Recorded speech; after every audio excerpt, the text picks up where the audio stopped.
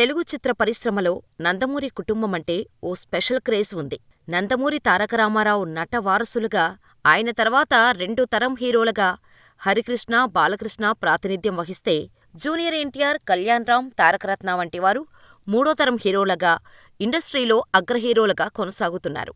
అయితే వీళ్ళందరి మధ్యలో ఓ నందమూరి నటుడి ప్రస్థానం చాలా ఆశల మధ్య మొదలై అనుకోకుండా ముగిసిపోయింది.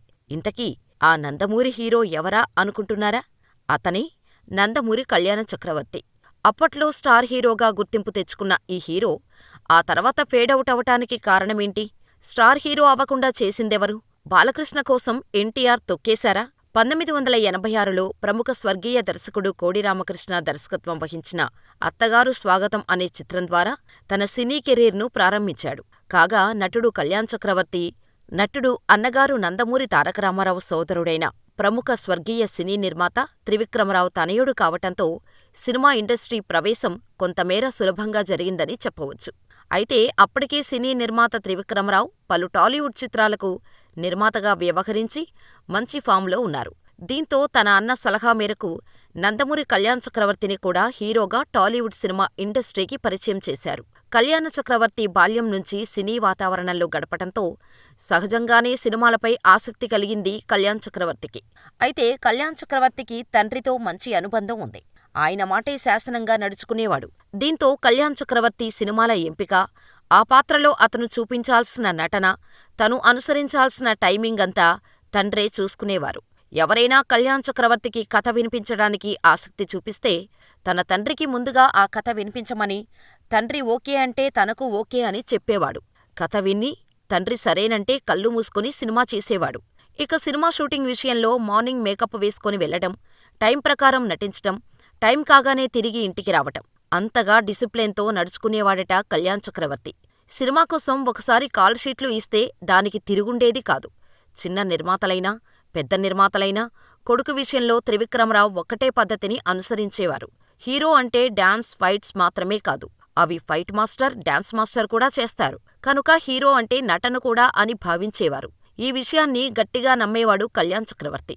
ఇలా తండ్రి సహకారంతో వరుస సినిమాల్లో నటిస్తూ బాగానే ఆకట్టుకున్నాడు కళ్యాణ్ చక్రవర్తి. ఈ క్రమంలో కళ్యాణ్ చక్రవర్తి హీరోగా నటించిన తలంబ్రాలు, మామా కోడల సవాల్, రౌడీ బాబాయ్, ఇంటి దొంగ, మారణహోమం, ప్రేమ కిరీటం, జీవనగంగా తదితర చిత్రాలు ప్రేక్షకులని బాగానే అలరించాయి. అలాగే మెగాస్టార్ చిరంజీవి హీరోగా నటించిన లంకేశ్వరుడు చిత్రంలో కూడా హీరో బావమరిది పాత్రలో నటించి కళ్యాణ్ చక్రవర్తి తన ప్రతిభను నిరూపించుకున్నాడు. దీంతో ఒకానొక సమయంలో నందమూరి ఫ్యామిలీ నుంచి మెగాస్టార్ చిరంజీవికి పోటీగా కళ్యాణ్ చక్రవర్తి దిగాడని అప్పట్లో పలు వార్తలు కూడా వినిపించాయి. ఇదిలా సాగుతూ ఉండగా ఎన్టీఆర్ ప్రత్యర్థులైన కాంగ్రెస్ వాదులు బాలకృష్ణ కోసం కళ్యాణ్ చక్రవర్తి కెరీర్ను రామారావే నాశనం చేస్తున్నారని ప్రచారం చేయడం మొదలుపెట్టారు. నిజానికి అప్పటికే బాలకృష్ణ స్టార్ హీరోగా గుర్తింపు తెచ్చుకున్నాడు. కళ్యాణ్ చక్రవర్తి అప్పుడప్పుడే మొదలుపెట్టాడు. తన కొడుక్కి పోటీగా వస్తాడని, తమ్ముడి కొడుకును తొక్కాల్సిన అవసరం ఎన్టీఆర్కి లేదు. పైగా తమ్ముడి కొడుకును తొక్కేసే అంత కర్కోటకుడు కాదు రామారావు. ఈ విషయం కళ్యాణ చక్రవర్తి వరకు వెళ్ళింది. చక్రవర్తి బాధపడుతూ తన తండ్రి వద్దకు వెళ్లి, నాన్నా, నా కారణంగా పెద్దనాన్నకు చెడ్డపేరు వస్తోంది అని చెప్పటంతో, నువ్వవేమీ పట్టించుకోకు, రాజకీయాల్లో ఉన్న కుటుంబాల్లోని వ్యక్తులపై విమర్శలు రావటం సహజమే అని కొడుకుకి త్రివిక్రమరావు సర్ది చెప్పారు. దీంతో తనపై వస్తున్న రూమర్స్ని పట్టించుకోకుండా అత్తగారు స్వాగతం చిత్రంలో మహానటి, బహుముఖ ప్రజ్ఞాశాలి భానుమతితో కలిసి నటించారు కళ్యాణ్ చక్రవర్తి. అంతకుముందు బాలకృష్ణతో భానుమతి కలిసి నటించిన మంగమ్మగారి మనవడు బంపర్ హిట్ అయింది. ఈ రెండు చిత్రాలకు కోడి రామకృష్ణ దర్శకుడు కావటం విశేషం. ఆ తర్వాత మామా కోడల సవాల్ సినిమాలో దూసుకుపోతున్న టైంలో కళ్యాణ్ చక్రవర్తి తమ్ముడు హరీన్ చక్రవర్తి కూడా నటునిగా అడుగుపెట్టారు. నిజానికి హరీన్ చక్రవర్తి అసలు పేరు నందమూరి తారక రామారావు. తనను ఎంతో అభిమానంగా చూసుకున్న అన్న ఎన్టీఆర్ పేరునే చిన్న కొడుక్కి పెట్టుకున్నారు త్రివిక్రమరావు. హరీన్ చక్రవర్తి కొన్ని చిత్రాలలో నటించారు. ఇటు కళ్యాణ్ చక్రవర్తి కూడా మారణహోమం, అత్తగారు జిందాబాద్, రౌడీ బాబాయ్, జీవనగంగా, ప్రేమ కిరీటం, మేనమామ వంటి చిత్రాలలో హీరోగా నటించారు. అయితే అనారోగ్యం కారణంగా చిన్న వయసులోనే కన్నుమూశారు. దాంతో త్రివిక్రమరావు మనోవ్యధకు గురయ్యారు. ఆ సమయంలో ఆస్తులను చూసుకోవాల్సిన బాధ్యత కళ్యాణ్ చక్రవర్తిపై పడింది. దాంతో అటు రియల్ ఎస్టేట్ బిజినెస్, ఇటు యాక్టింగ్ కెరీర్తో కళ్యాణ్ చక్రవర్తి సాగలేకపోయారు. చిరంజీవి హీరోగా దాసరి నారాయణరావు తెరకెక్కించిన లంకేశ్వరుడులోనూ కీలక పాత్ర ధరించారు కళ్యాణ్ చక్రవర్తి. ఆ తరువాతే ఆయన వ్యాపారాల వైపు సాగారు. చాలా రోజుల తర్వాత 2003లో కబీర్ దాస్ సినిమాలో చివరిసారిగా నటించాడు. ఈ సినిమా తర్వాత మళ్ళీ ఏ సినిమాలో కనిపించలేదు కళ్యాణ్ చక్రవర్తి. ఏది ఏమైనా కళ్యాణ్ చక్రవర్తి కొద్ది రోజుల్లోనే తనకంటూ ఓ గుర్తింపు సంపాదించుకున్నారు. తన అన్న బాలకృష్ణతో కలిసి నటించాలని కళ్యాణ్ చక్రవర్తి ఆశించారు.